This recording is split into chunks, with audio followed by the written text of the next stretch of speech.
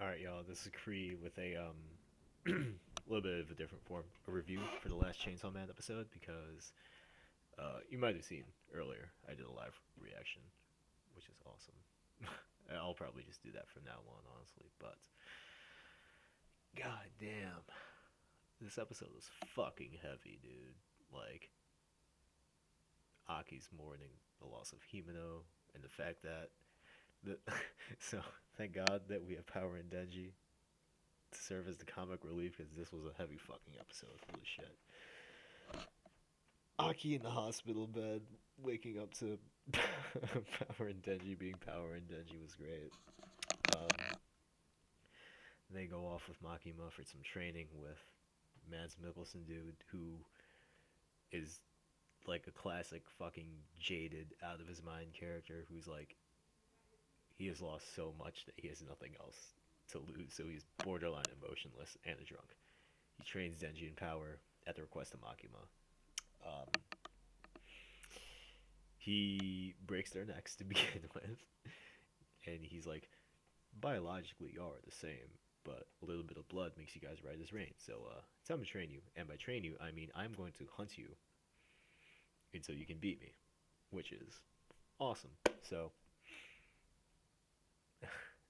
I'm still spiraling. I literally just finished the episode, so bear with me. So we cut back to Aki, who has two visitors, Tendo and Kurose, who tell Aki that if he wants to stay in public safety, he's gonna have to take on a contract with a more threatening devil, which is frightening. But we'll get to that. But some girl walks in. Turns out it's Himeno's younger sister, who gives him a letter, which is basically a letter that Himeno wrote back home to her sister that her sister felt that Aki should read because I guess they'd been communicating a lot, and it was a letter of basically Himeno confessing to her sister, like, "Hey, tell Dad stop sending me money, make sure he's taking his medications and shit. I'm trying to get Aki to quit public safety because I don't want him to die." And God, that was rough. That was fucking rough. But then, thank God, we at the end of their day of training with Mads Mikkelsen guy, we get Power and Denji deciding they're gonna put their two brain cells together after a really nice scene where Power's like Denji's basically on the floor brain dead. He's fucking fried. And Power just starts like yelling at him to heal and just starts smacking him in the head until he finally jolts up, which was actually a really sweet moment emotionally, to be honest. As they're walking back, they're like, "We're gonna use our brains. We're gonna put our brains together and beat him." It almost works. So the next day, Mads Mikkelsen goes. I don't know his name, but I guess he's physically based off Mads Mikkelsen. I mean, look at the guy. I don't have a picture of him here, obviously, as you can see, but look at the guy. He's Mads Mikkelsen. So they use their brain to ambush him, and it almost works. However, he points out Denji didn't see his attack coming, and Power using all that blood makes her anemic, so she can't move.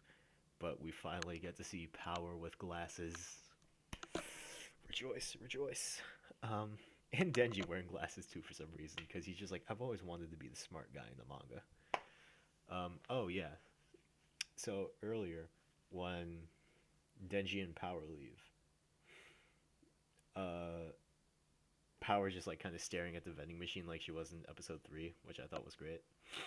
And then Denji's like standing outside Aki's door, and he hears Aki crying, and he's just like, I want to go back in there and get my manga that I left. But dude's crying. He's crying because he's sad that Himeno died. And then Denji thinks about it, and he's just like, I was only really sad when Pochita died. Would I be sad if Power died? Doubt it. I would be sad, Denji. Okay. Uh, was I sad that Himeno died? Not really. Was I sad that Aki died? Well, would I be sad if Aki died? Doubt it. Would I be sad if Makima died? Probably be down for a few days and then I'd be back to enjoying life. So, and he's just like, does that make me a shitty person? Which is like a really, really interesting thought. And then he's just like, maybe I didn't only lose my heart in the physical sense. And then he's just like, all right, no sense to think about things that make me sad. Let's go enjoy life, power. So, yeah, that was a very interesting moment.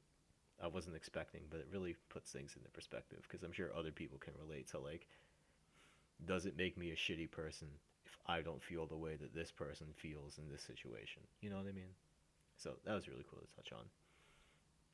However, at the end of the episode, they go into this like underground area where public safety keeps all the devils that they've captured alive, and they basically tell Aki that he has to make a contract with the future devil. Yeah, there's a fucking future devil because of course there's a fucking future devil. And apparently the last person to make a contract with them, one lost half their lifespan. Which, oh, we found out Aki only has 2 years left to live after using the curse sword or the curse devil's sword because of their deal. So one person that made the contract with the future devil lost half their lifespan. The other lost their eyes and like all their senses, I guess, something like that. And so the episode ends with Aki with this like he basically his eyes look about as dead as Mad Mickelson dude's eyes looked, which is just really sad to see. I mean, Aki he he was one of those more like I have emotions but I'm not going to show it kind of characters, whereas now he is kind of just like I am the Walking Dead because all my friends are dead without the guitar riff. And it ends with him just looking blankly and just like dead at the future devil's eye, who's just like looking back at him and his pupil just dilates. So, oh god, that was a fucking heavy episode, man. I'm emotionally wrecked. I really feel for Aki.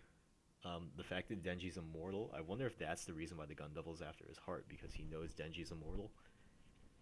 Because Mickelson points out that the Fiend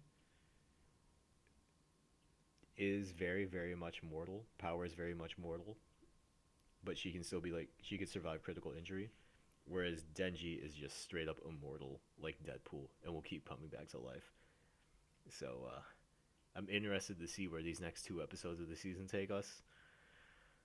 But god damn it, I don't know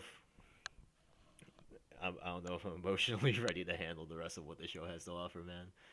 But I guess we'll see.